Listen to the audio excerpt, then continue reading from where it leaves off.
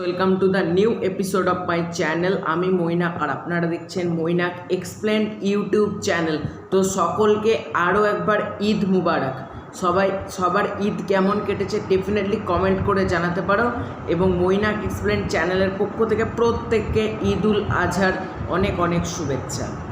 তো চলো ভিডিওটা শুরু করা যাক। তো আজকে আমি কথা বলবো মেগাস্টার সাকিব খানের দরদ সিনেমাটাকে নিয়ে, যার টিজার কিছুক্ষণ আগেই ড্রপ করে দেওয়া হয়েছে ইউটিউবে। এসকে মুভিজের ইউটিউব চ্যানেলে চলে যাও, তোমরা সেখান থেকে কিন্তু দরদ সিনেমার অফিসিয়াল টিজারটা দেখতে পারবে।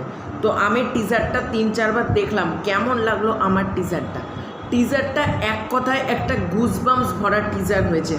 টিজারের মধ্যে সাকিব খানের যদি তোমরা স্লো মোশনে দেখো, সাকিব খানের ভিন্ন ভিন্ন লুকে দেখা যাচ্ছে। একবার তাকে দেখানো যাচ্ছে একটা পাগলা গারদের ড্রেসে, কখনো একটা সিন আছে দেখবে সাকিব খান সোনাল চৌহানকে একটা মিষ্টি খাবে, রসগোল্লা টাইপের, দিয়ে কাছে টেনে নিয়ে এরকম করে তাকাবে, মানে চোখ মুখের এক্সপ্রেশনের মধ্যে একটা সাইকো ব্যাপার। এটা তো একটা সাইকোপ্যাথ সিনেমা, চোখ মুখের এক্সপ্রেশনের সাইকোপ্যাথ কিন্তু ভরপুর বোঝা যাচ্ছে একজন সাকিব খানকে।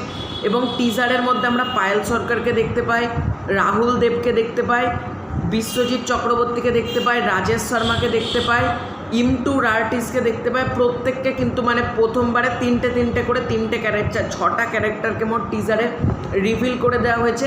পায়েল সরকার অ্যাজ এ কপ, তোমরা দেখবে গাড়িটা যখন চলছে পায়েল সরকারকে আমরা একজন কপের চরিত্রে দেখতে পাচ্ছি, যেটা কিন্তু বেশ ভালো লাগছে। আর মেগাস্টার সাকিব খান যেভাবে নিজেকে প্রেজেন্ট করেছে সিনেমাতে, ভিন্ন ভিন্ন লুকটা কিন্তু আমার পার্সোনালি ভীষণ ভালো লেগেছে। যে কটা আমি মানে লুকগুলো দেখলাম, এসকে মুভিজের হয়তো এটা বেস্ট সিনেমা হতে চাইছে সাকিব খানকে নিয়ে, আমি যেটুকু বুঝলাম।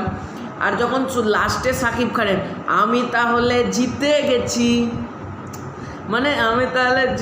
মানে কীরকমভাবে যেটা বললো না, ওটার মধ্যে একটা কীরকম একটা ব্যাপার রয়েছে একটা।